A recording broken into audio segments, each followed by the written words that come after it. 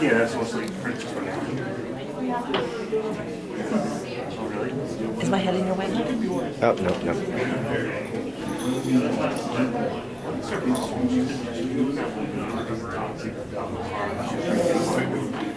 All right, this sound isn't overly loud, so just bear with me. We're about ready for our second media guest panel. Everyone excited? Yes! Good enthusiasm right now. We'll get there. If you just were enjoying the last one with Denise Crosby, we will take your questions. So basically, raise your hand. I'll go in order of hands raised. So if you have something, think of something good. Even if it's not, still ask. It'll be fun. It'll be a good, enjoyable time. Yeah, and let's just get this underway. No more introductions. We have 3 special panelists. I'm actually going to get up off the stage because they're going to take it away in a second. They wanted to be introduced, not by their actual names, but let's see here what we have. Austin St. James. Is that one? John. Austin St. John.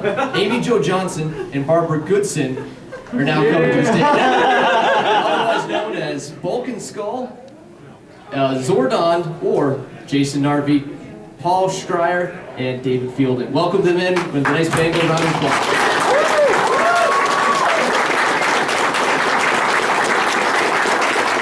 This is the smallest table we've ever tried to destroy. Do not touch that! Pay no attention behind the man behind the scene. One mic, 3 of us. Boy, I'm not a mathematician, but I know. This is what Comic-Cons are like in Saudi Arabia. Oh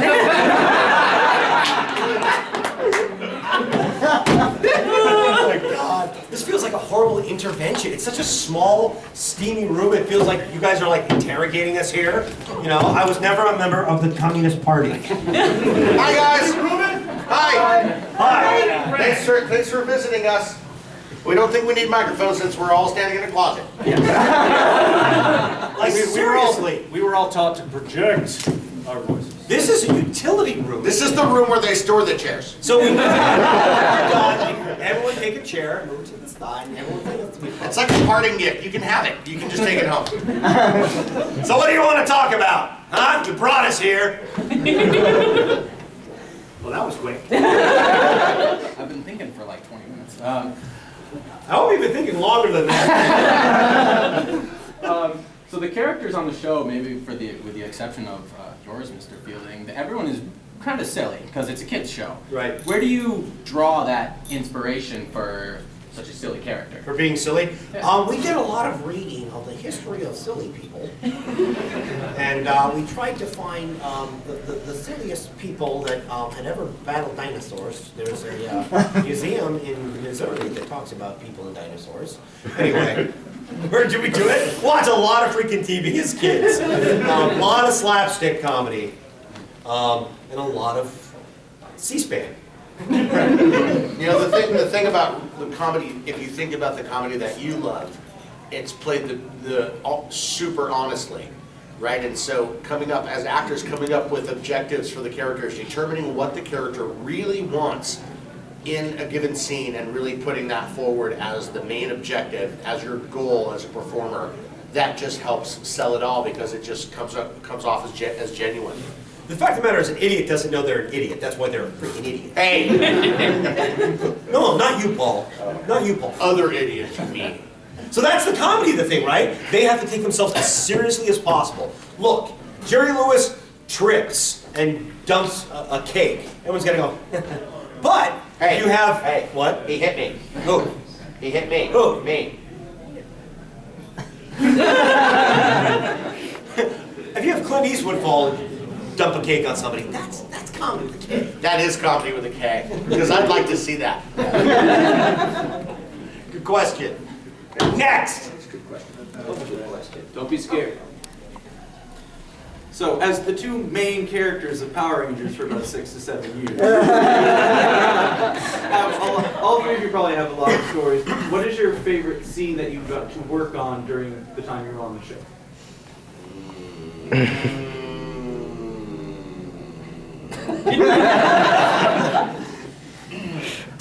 For me, it's the Countdown to Destruction episodes where we get to have our penultimate Spartacus moment and kick ass for 17 seconds. There was one that we did, I don't remember what episode it was, where Bulk and Skull, the one we found out who the Power Rangers were, and then we saved them, and then we lost our memories. Do you remember that one? I don't remember it.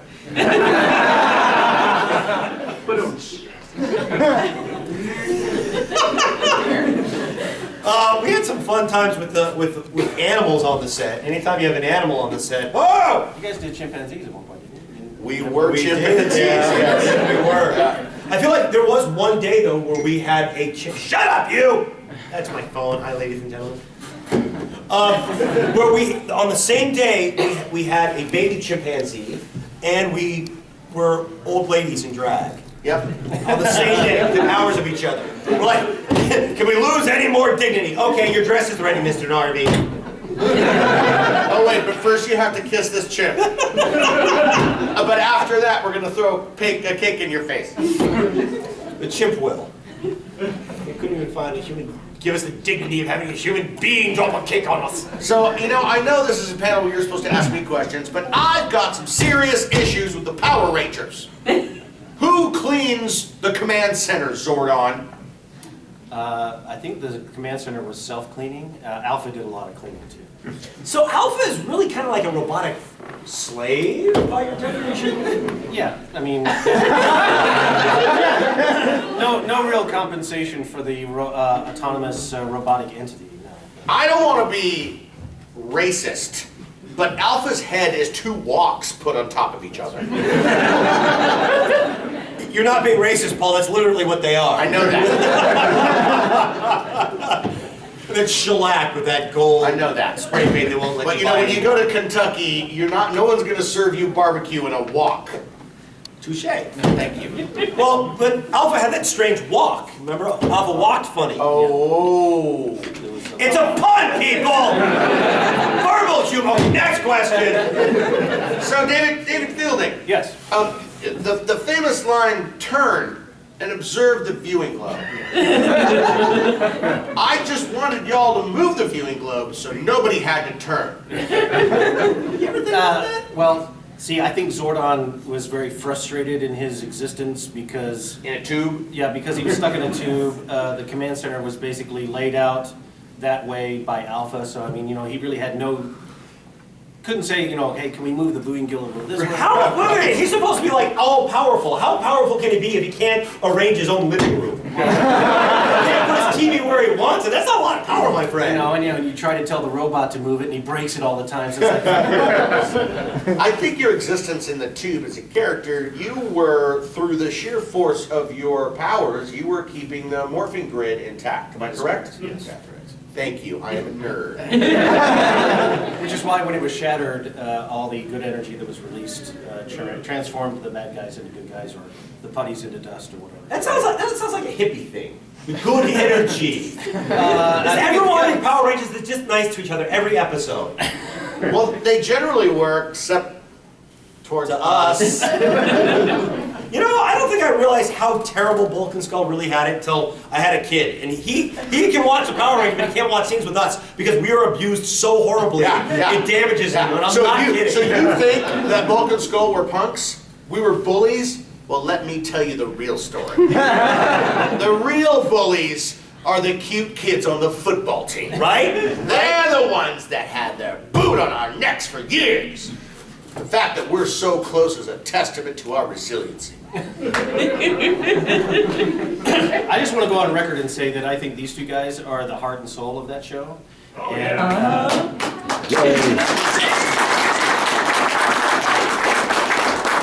For me, these guys are Bud Abbott, Lou Costello, Laurel and Hardy. They're that level of talent and comedic stuff. So Thanks, all man. for Thank you. these guys. You know, if it wasn't for these guys, I don't think the show would have been as successful as it was. It's like a moldy sandwich. In every couple decades, a fat guy drops it and a skinny guy kicks it, but they have to keep running. And then a decade later. Wait a minute.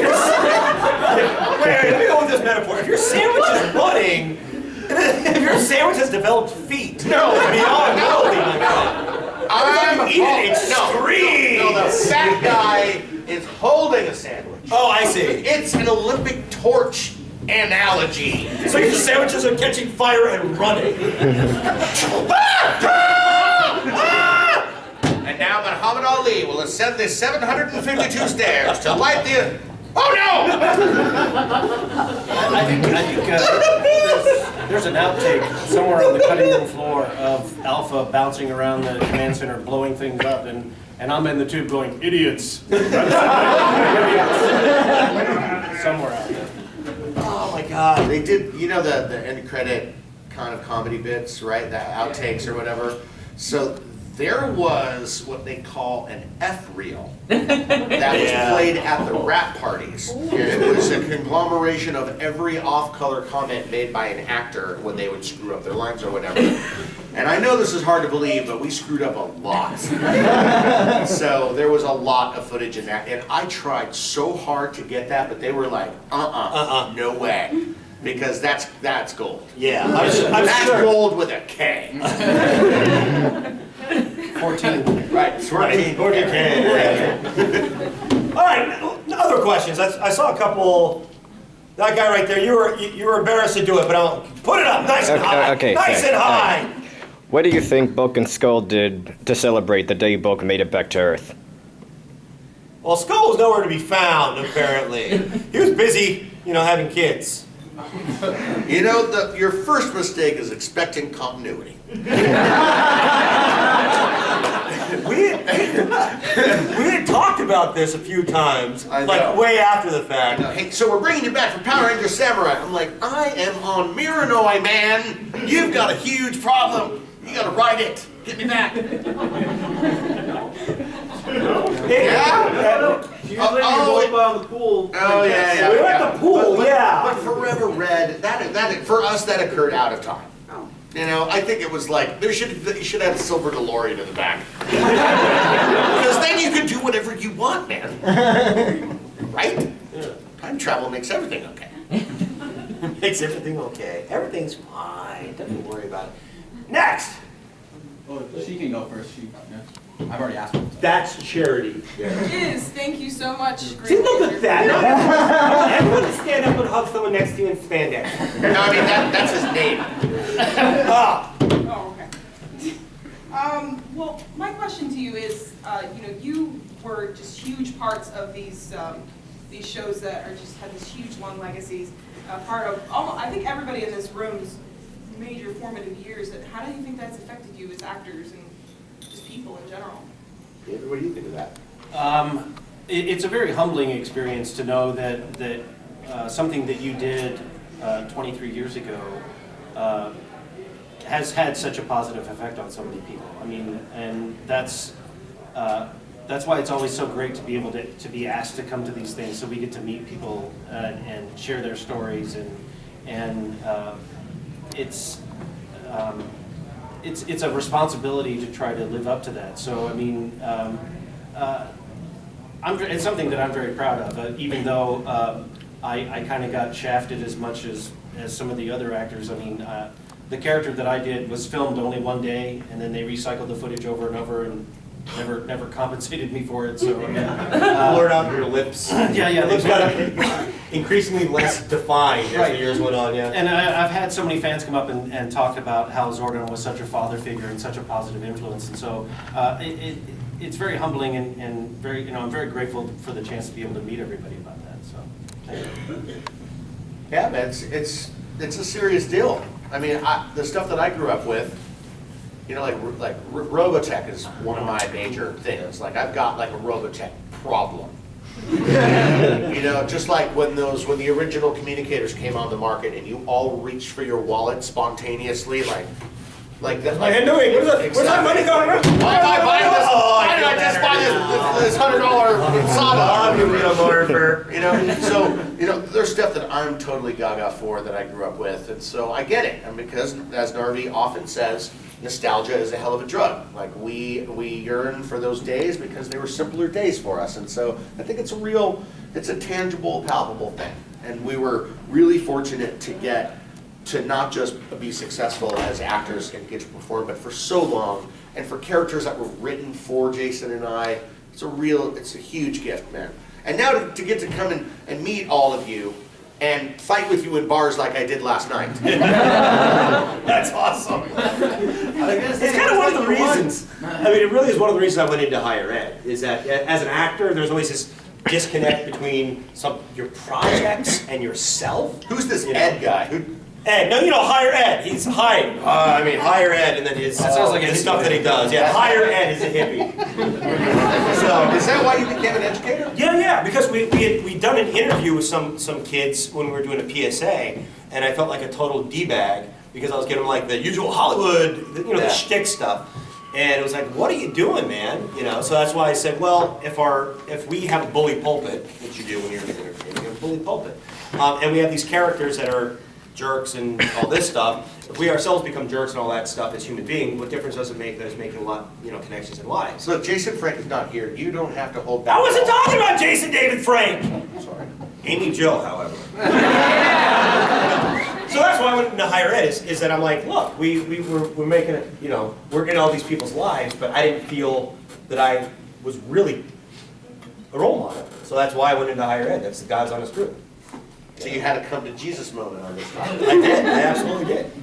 I remember it very specifically. Well, now you're a college professor and you're $150,000 in debt. What do you do now? I'm going into robbery. I has a car, a van with no windows, maps of all the banks throughout Vermont. Vermont, yeah. We can rob Vermont blind. It's okay. We're Maine. In the back, there was a question way back there. What's your question? Oh, yeah. Well, two questions actually. Just kind of divided up between you guys because it's a separate circumstance. But anyway, first off, honestly, Bulk and Skull have fought more monsters without morphers than most people who are given them. So if you were offered the part to take up and actually play Power Rangers, would you? We don't need to. I don't know, man. It's like the donkey with the carrot and the stick thing. If the donkey gets the carrot, it's not going to walk anymore. So you're saying that we would have a problem with ambulation if we became Power Rangers? No, I'm saying that if you were an ass, I'm not saying it. You can't be Bulk and Skull and heroes. That's true. You just can't. It's a contradiction in terms. Theoretically, you could say that the entire show was about your arc from being, jerks Yes. to becoming heroes. So thanks, Tom Stopper. Yeah. I think that was Zordon's plan all along. It's like, Dude, it's like Rosencrantz and Guildenstern are dead. Bulk and Skull are dead. No shit, Sherlock, I just said that. I know you did. I thought you were. Some people were with me. but my long-term plan. You want to play game of questions? Hesitation! God damn it! Want to go again? Do you really think we should? What are we doing? Hesitation! Damn it! So, the game of questions. Try playing the game of questions sometime with a friend. No statements allowed, no rhetoric, no delay, and you both must ask questions of each other, and it's like tennis, you score it, 1 love, 2 love, and then... Do you want to show them an example? No? Statement! See how it works? It's a great game! You won. You won. All right, you got one more question before we eject you into space?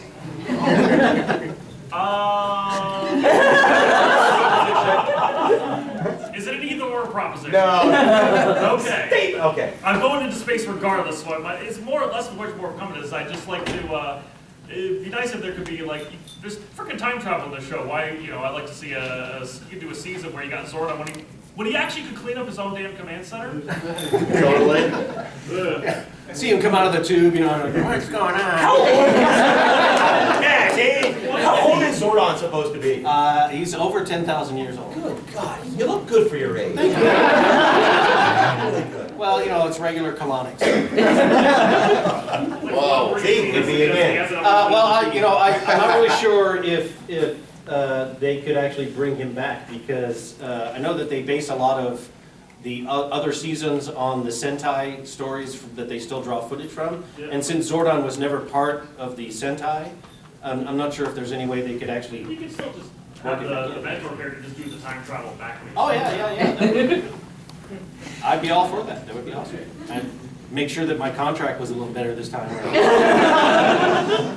Thank you for your questions. I don't know, but it's and I don't mean to draw too close a parallel here, but it's kind of like in the proverbial deal with the devil. No matter how you try to structure that deal, in the end you always get popped, you know. And the thing about showbiz, you guys, is it is hard, grueling work, and many times it's a thankless job. And only now do we get the benefit to sit with you guys and really feel like the work was appreciated for what it was for you in those days. But, you know, if you knew what Jason and I made weekly on Power Rangers when we were #1 in the world, you would be like, what? You can sign us up for a charity. And the, Here's the local church. And the reason that we did it is because we wanted to perform more than anything. You know? And we were happier that first season than we ever were in our lives, I think. That's the God's honest truth. It's like the business is kind of a messed up business, because it's all about people's perceptions of themselves, and there's an ego element to it too. And so you run into a lot of people who have too many mirrors in the house, if you know what I mean, you know. But luckily we didn't have that problem, because Jason, he breaks them with his nose. Got it. All right, I saw a gentleman with sleeves in the way back. That guy's been waiting all day. Then we'll get you. In the shows, you guys got like a lot of cakes, a lot of random things spilled on you. Is there anything that you didn't want them to throw on you that they did? Paul. So, it's no shit. Narvy used to have like PTSD about me falling on him. Like he would dream. I'd be laying in bed and my girlfriend rolled over. I'm like, ah! Like the producers, you're gonna jump on me. Yeah, we really didn't have a choice, man. You know, and the stunts too. The first few years we did everything. And then at a certain point they realized we're gonna break them, and then we weren't allowed to do anything after that. Yeah. Actually, that was the coordination into my question was, did you guys ever really get hurt out of anything that you guys did? Somebody asked us that today, and like the answer was no, actually. It's just kind of shocking when we think about it. And look, I mean, film is I was just having this talk with my students the other day, because we were doing scene for the camera. These are all students that have taken stage combat, which is very different than actual film combat. And they were like doing it so fake, I'm like, that would never sell on film.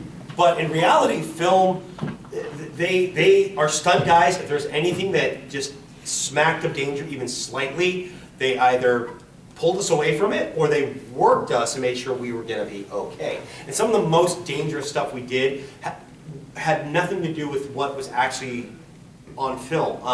Like we were saying, they would have us going up in high structures all the time, or they put us in a tree, or they put us on a motorcycle. But there's all kinds of dangerous stuff that wasn't the stunt stuff, the stuff that you saw of us getting hurt. We were rarely ever hurt more than just a ow, if even that. Yeah, I never got hurt on the show. I stabbed myself in the leg multiple times doing Shakespeare in the Park, but note to self, don't run downhill with a cutlass. Because if you imagine, shing, you're running, you're going downhill, your arm goes like this, you step down the hill. Yeah, I got some good cutlass scars. I feel like there's something about swords and eyeballs in general, that there's a magnet in the eye. You don't know this, but their eye is magnetized, as is a sword. So if there's a sword in when you're in, you go, oh! One-eyed bulk for real. 50% of all wounds are right in the eyeball. Anyway, okay, next. Boom. While you were doing the Power Rangers, before you actually knew who they were you ever known to know who they were at any time during the production? Did you Like, did we know who they were as actors? Did we personally know who were the Power Rangers? Or Yeah. Yeah, I mean, we knew them all. I mean, let's see, Richard Janelli was a Power Ranger, I think. Yeah. He told us all the time. Yeah. Every time we go out to a bar, he'd tell everyone at the bar he was a Power Ranger. That's So true. he must have been. That's true. Hey, Kimberly, I'm a Power Ranger. Power Ranger. Mrs. Appleby was a Power Ranger, she used to say. Yes. That's how she and Ernie ended up getting married. Did you know that? I did not. Yeah, that's exactly what happened. I love Royce Heron, the lady that plays Mrs. Appleby on the show, because she sends me emails all the time about random stuff. It's like, and I really, I feel like this parochial thing, like I have to answer her like, you Like know, she's she's your my boss. teacher. Yeah. Totally. It's very odd. Yes, we knew everybody. You know, there's every episode they give, we get a script, so we kind of know what is what. There were occasionally where they would, occasions where they would introduce a character like Richie or Sarah or Susie or whatever her name was, where they might be thinking later that person may become a Power Ranger, but they're not kind of letting it on. And so if it's not let on in the script, then we really wouldn't know it. Right. So in that circumstance, that could be possible. Like we would not know, but generally we did. We knew what was up. Although when we go to these cons every so often, we'll run into somebody like, hey, how you doing? It's good to see you. We're like, who are you? They're like, Who are you? I'm the Red Ranger from season 8. I'm like, I wasn't here in season 9.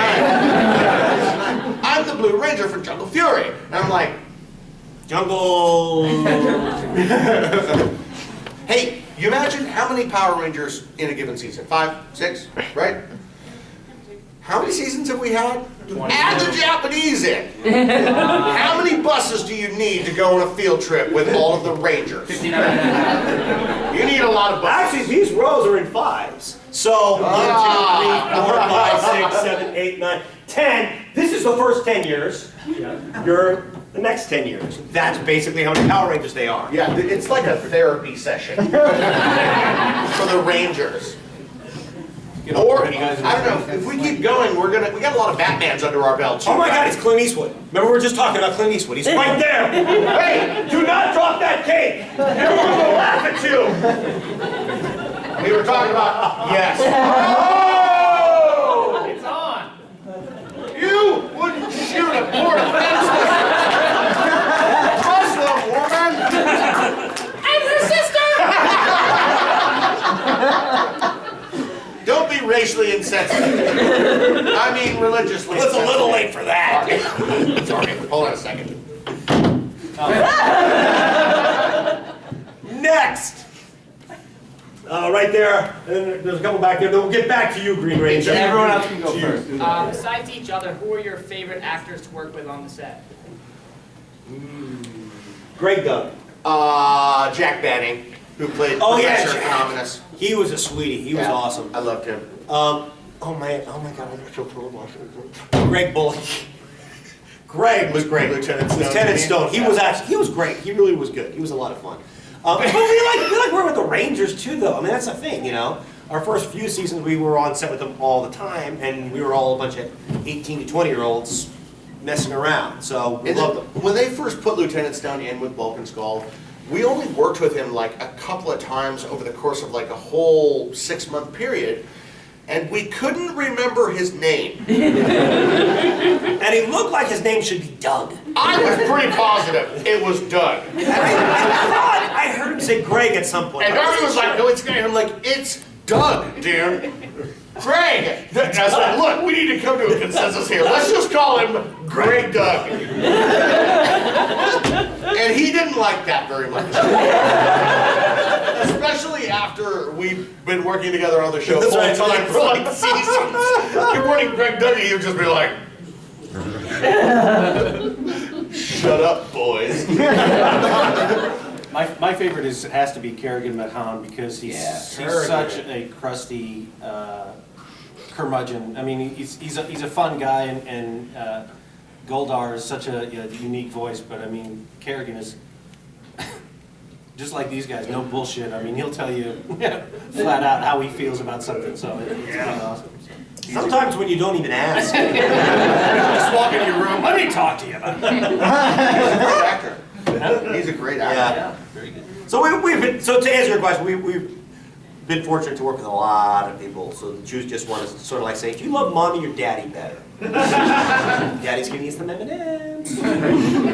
Who's got the money? That's the one I like the most. Jonathan Tachor, that's why. Okay, yes.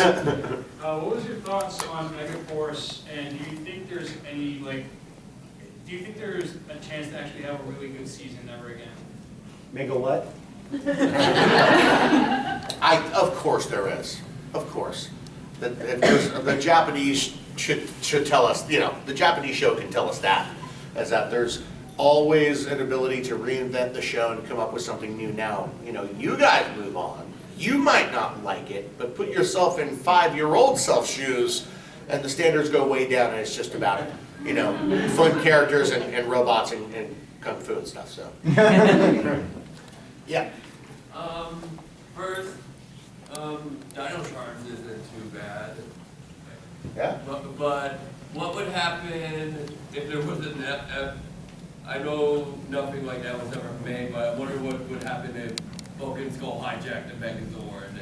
Well, we did it in a fantasy sequence, and in fact, for the record, we were the only people from the original season that were ever in a Megazord, I think. Because Megazord stuff was all Japanese footage, but in that fantasy sequence, Vulcan Skull believed that they are driving the Megazord and Bulk crashes it. I think, yeah, Bulk crashes it. No, that's incorrect. Skull breaks off the control handle because he's a moron. No. He crashes. Skull breaks it off because he's a Mormon. Anyway, so on Christmas Eve, the first year we shot, they built a Megazord set just for us. So we're the only ones I think that was ever really in a Megazord. All right, here's a Vulcan Skull question for you. Lionsgate right now working on their new movie, their reboot. I looked up the cast list on IMDb. I don't see any Vulcan Skull in it. No, I don't know. I mean, not so fast. I don't see a Zordon up there either. Exactly. So what's gonna happen? It's blasphemy. That's what. I don't know. It's like Jack Black gonna show up as Bulkmeyer. No. Dude. Vulcan Skull died. I mean, we always love to see actors get work, you know, because we got to work for so long, we never have a problem. You know, sometimes actors are insanely jealous of other actors when they get work, because they wish it was them. But, you know, for us, we're just, so we have jobs. It's got 3 letters, we should all have one. And so we're not riled up about other people getting work, so we're just eager to see what happens. I did do some work on the new feature, not as an actor, but I got to meet the new cast in a technical capacity. And they're super cool, especially the Red Ranger. He's totally awesome. Who's Daker? It's whatever. Greg Dunn. Greg Dunn. Yeah. Did you see the YouTube fan film? Yes. A year or two ago, the Dark. Yes. Yeah, the Vanderbeek one. Yeah. So Vanderbeek is going to be at Power Morphicon. Is he really? Yeah, and we are putting on beanies and getting squirt guns. And we are going to kill James Vanderbeek. How meta is that? Don't tell him. Erase this from your videos.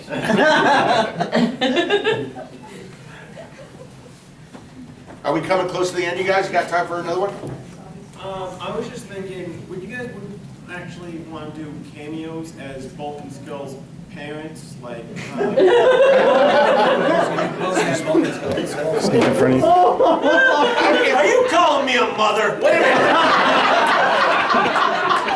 If we could do like Boogie Nights meets Power Rangers in the 70s. Yeah. I could wear those outfits. Can I get some fake hair, like a big old like big pompadour? Yeah, if I got to be the Stan Lee of the, yeah, that would be awesome. That'd be awesome. Just show up, just some random old guy going, what the heck? I would do the Alfred Hitchcock. You're like way in the background. Someone opens the door and there you are. Just walk up. Was that? No. I've heard, I have 2 questions. I've heard that Saban is, especially in the early years, was kind of a jerk. Can you, is there any truth to that? Well, I would dial that back. In the early years, we saw him a lot. It was such a small operation that if we knocked on Chaim's door, he would let us in. He'd be like, yeah, come sit down and talk. So I don't know how that would be qualified as a jerk. I don't know what, you know that Yeah. promo pilot that we did for Fox where my hair was like this? Yeah. Right, before Bulk Dino existed? Rangers? Yeah, so I was on set for that, and I had been shooting for most of the day, and then Cheryl, Chaim's wife, visited the set. And Chaim is next to me on an apple box, and I'm on the ground on a skateboard rigging to do that thing with the bowling pins. And Chaim goes, Cheryl, come here, you have to meet this guy, he's an idiot. And he was right. Chaim's not a jerk. I mean, here's the thing. You can say what you will about him as a businessman, okay? That's what I meant, yeah. As a businessman, is he ruthless? I don't know about ruthless, but he doesn't take, he's no BS. And he does not lie and make stuff up and do the other thing. No, he'll tell you straight up. You're not there to make friends in the business world. You're there to make money. And so who wouldn't create contracts that were advantageous to the people who are putting their money up to produce a thing? So, I mean, you get no complaints from us. We were super fortunate to work for many years on the #1 kid show in the world. And so, you know, it was a win. Yeah, so, I mean, you know, we'll leave it at that. Yeah, you know? totally. We'll leave it at that. Maybe this is, you can shed some light on this. I also read and heard that Austin St. John and Jason David Frank, myself. Yourself? Yeah, I'm him, that's me, guys. Grave Dub Frank, okay.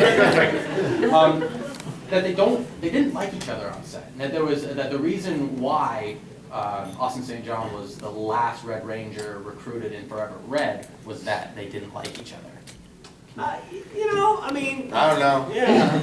I don't care. I don't know. It's like when you go on a camping trip or like a family vacation and some of them don't get along. You're not gonna let it ruin your party. Yeah. I mean, the fact of the matter is, again, 20-year-olds stuck in a room together. Sometimes you get along, sometimes you don't. Shut your mouth. We had to share a dressing room for like a decade. Yeah, that was really fun. You know how two straight men change their pants in the same room? Opposite corners like this.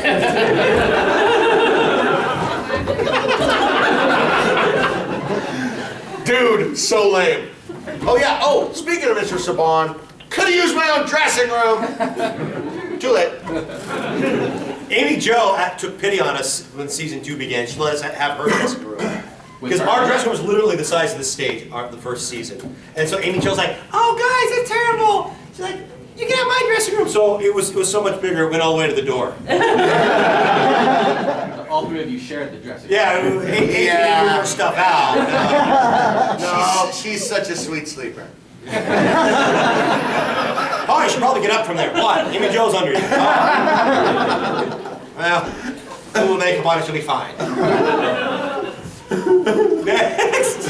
We got in trouble from Amy Jo one time because we were stabbing swords through the wall. And she was like doing her hair and a sword like came out like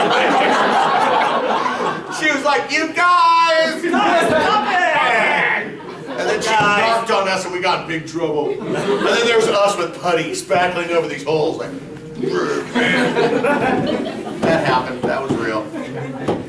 What's up, buddy? You got one more? Yeah, well, this isn't so much a question, but it's something that I feel you guys should know. Last year, I remember many people stood up and told the Rangers how they had such a big impact on them, and maybe they had kind of a rough family life, and it was the Rangers who made them a good person in spite of, you know, all that. Oh yeah. Yeah, okay. Yeah, we hear that. Well, I don't know if many of these kids come up to you and say the same thing, but seeing the impact the Rangers had, I can only imagine like how many kids probably got bad grades now and then because they were easily distracted and maybe they felt like, oh, I'm dumb and maybe as well just be a bully or whatever, and then they see your characters start that way but become heroes and they grow up from like, I don't know, 7 to 13 watching you become better, and then maybe that makes them want to better themselves. Look, I think that I've said this a couple times. I think if Power Rangers came out today, I guess it is coming out every year, but if the original one came out now, I think the Power Rangers might be a little more like Bulk and Skull, because kind of as a society, we're kind of taking care of our outsiders more. Yeah, being an outsider is cool now. Yeah, you know, and really, that's the most American thing there is. We don't have a shared history, so we're all outsiders in some way, shape, or form. When you go back more than a couple of generations, you know. So I think that the people that understand being bullied, the ones that understand being alienated, the ones understanding not knowing who the hell they are going to be, that's what Bulk and Skull are, and I think those are the people we want to see as heroes, you know. That's what I think. Yeah, our characters were about unconditional love, for unconditional friendship, always. And it was a little harder to see in the beginning when we were more antagonistic. But I always used to tell myself, when we were like really acting very aggressively towards the Ranger characters, that my character would then go home and cry. So that was, I'm not kidding, that was my actor work, is that I justified him being such a sneering ass with the real super soft side of him being a total emotional basket case, which we got to bring into the characters later. So hey man, you know, who doesn't have a rough day? And we all deserve to have a friend that's with you no matter what, ad infinitum till your dying day, and that's what he's got.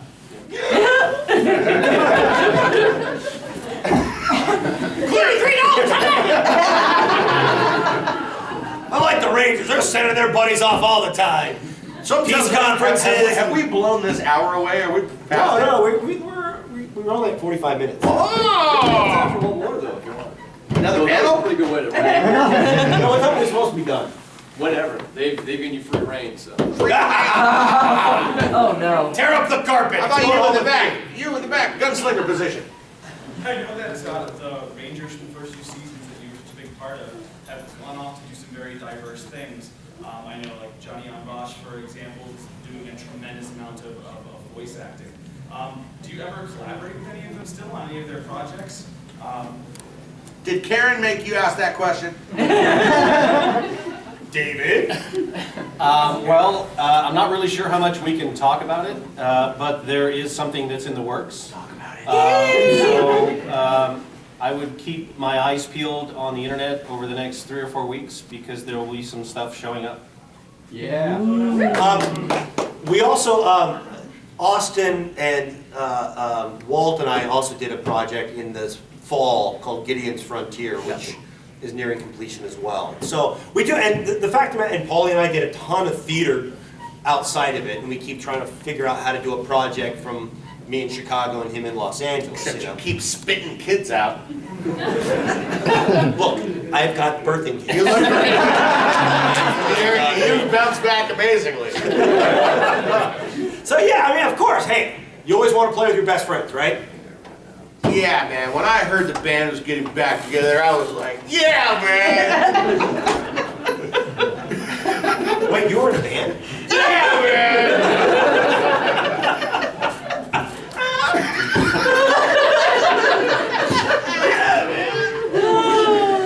Get some fires, man. The project is a very hippie project, so. This is our last one. Okay, it does strike me as kind of fun. I know it was brought up earlier as kind of a joke, the Bulk and Skull were the true goal of Zordon. But if you think about the blurb that they put in the opening of that, Finding Teenagers with Attitude, there were not two characters with more attitude than... Why didn't you call, Dave? Look! Phone! Hang on. Shh. Once again... It ain't ringing, is it, David? Once again, I blame the incompetent robotic help. Yeah, blame Stir Fry Head. So I couldn't actually yell at the robot while he brought. I couldn't actually say, not those 5. 5 teenagers with attitude. I didn't do the other guy, sorry. All right. Can we get a new 5? Like, no. Bring me 5. Do over. Oh, that's funny. And like they keep bringing these in, like, I wanted someone a little taller. You guys seen the College Humor? Zordon is a racist? Yeah. Yes. Hilarious. All right, give it up for him one more time.